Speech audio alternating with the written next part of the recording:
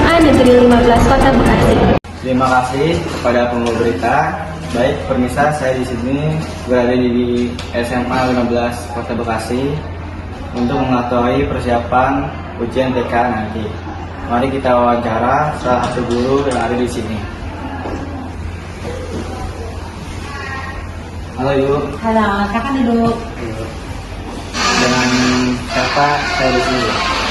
Oh, nama saya Bu Rista. Kita saya di sini ada pertanyaan tentang TKA. Oke. Untuk pertanyaan pertama, apa itu TKA dulu? TKA itu perpanjangan dari Partai Kemampuan Akademik. Jadi TKA ini diselenggarakan oleh pemerintah bertujuan untuk validasi prestasi dari siswa yang disampaikan oleh rapor. TKA ini ditujukan sebenarnya pada siswa-siswa yang berencana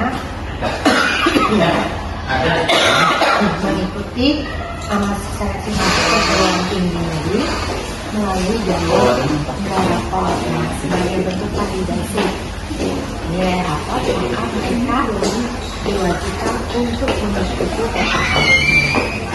Yang kedua, siapa pihak yang menyelenggarakan TKA ini? Ya, pihak yang menyelenggarakan ya pemerintah. Nanti kita berkontribusi dan berkoordinasi dengan instansi di bawahnya sampai yang paling rendah yaitu adalah sekolah. Ketiga, di mana TKA dapat dilaksanakan? Dilaksanakannya secara daring dengan dua metode online dan metode semi online. Kalau online berarti dari server pusat itu langsung terkoneksi pada peralatan masing-masing. Atau kalau semi online berarti nanti dari pusat masuk dulu ke server sekolah baru diakses oleh para peserta. Kapan waktu pelaksanaan TKA umumnya berapa? Oke, ada beberapa agenda utama dari TKA itu dilaksanakan 1 sampai 6 November 2024. Terus sebelum itu diadakan beberapa kali simulasi dan tepatnya hari ini sampai 3 hari ke depan itu dilaksanakan gladi resik TKA. Mengapa TKA menjadi salah satu instrumen penting dalam proses seleksi? Ya, karena tadi sudah bisa sampaikan di awal bahwa TKA itu bertujuan untuk memvalidasi nilai rapor kita semua. Nah, bagi teman-teman yang ingin masuk perguruan tinggi negeri menggunakan jalur rapor, maka ini penting diikuti. Buat apa? Biar nilai rapor kamu bisa dikalibrasi dan menjadi syarat kamu lolos masuk perguruan tinggi negeri menggunakan jalur rapor.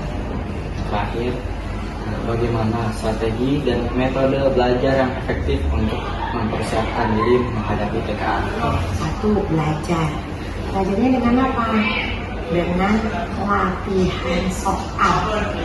Metode latihan soal adalah salah satu strategi belajar TKA yang efektif dalam waktu yang singkat. Terima kasih Ibu, maaf telah merepotkan. Sekian wawancara saya di SMK 15 Kota Bekasi. Terima kasih. Sekarang saya berada di SMA Negeri 15 Kota Bekasi. Ingin menanyai tentang persiapan TKA, ujian TKA nantinya. Sekarang saya ingin mewawancarai salah satu siswa kelas 12 yang ada di sini. Dengan siapa saya di sini? Dengan Sujud Arya Kusuma.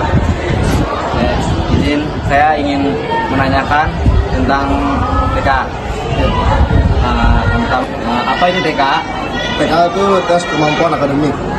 Yang kedua, siapa pihak yang menyelenggarakan TKA? Kemendikbud.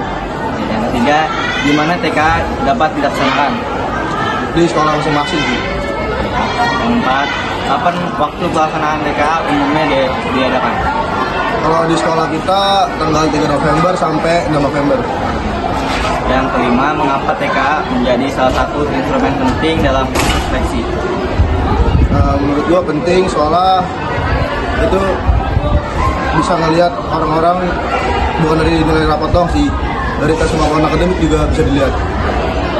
Yang terakhir atau yang keenam, bagaimana strategi dan metode belajar yang efektif untuk mempersiapkan diri menghadapi TKA? Kalau gua mungkin bagi waktu aja, soalnya belajar di sekolah tuh nggak cukup buat gua. Gua juga bakal belajar di les dan di rumah setiap malam gua belajar. Oke, terima kasih atas wawancaranya. Sekian, terima kasih. Sekarang berada di SMA N15 Kota Bekasi untuk mengetahui persiapan ujian TKA nantinya. Mari kita wawancara salah satu guru yang ada di sini. Assalamualaikum Umi. Waalaikumsalam warahmatullahi wabarakatuh. Di sini saya mohon izin untuk wawancara seputar ujian TKA nanti nih. Oke, saya tanya soal pertanyaan pertama itu ada apa itu TKA? TKA itu adalah tes kemampuan akademik yang harus dijalani untuk semua pelajar yang ada di Indonesia. Kedua, siapa pihak yang menyelenggarakan TKA? Kalau pihak yang menyelenggarakan TKA itu adalah Kemendikbud, itu Kementerian Pendidikan dan Kebudayaan. Terus yang ketiga ada di mana TKA dapat dilaksanakan? TKA itu dapat dilaksanakan di sekolah masing-masing. Kapan waktu pelaksanaan TKA umumnya dilaksanakan? Pelaksanaan TKA itu akan dilakukan insya Allah tanggal 3 sampai 6 November. 5. Mengapa TKA menjadi salah satu instrumen penting dalam proses seleksi?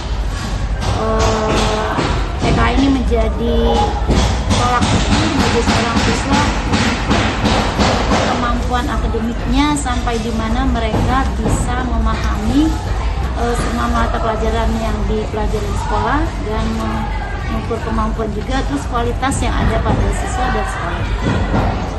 Terakhir, bagaimana strategi dan metode belajar yang efektif untuk mempersiapkan diri menghadapi TKA? Salah satu metode yang paling efektif ketika kita belajar sebagai siswa yang pertama yaitu adalah belajar dengan rajin. Karena kalau kita belajar itu rajin akan itu pintar.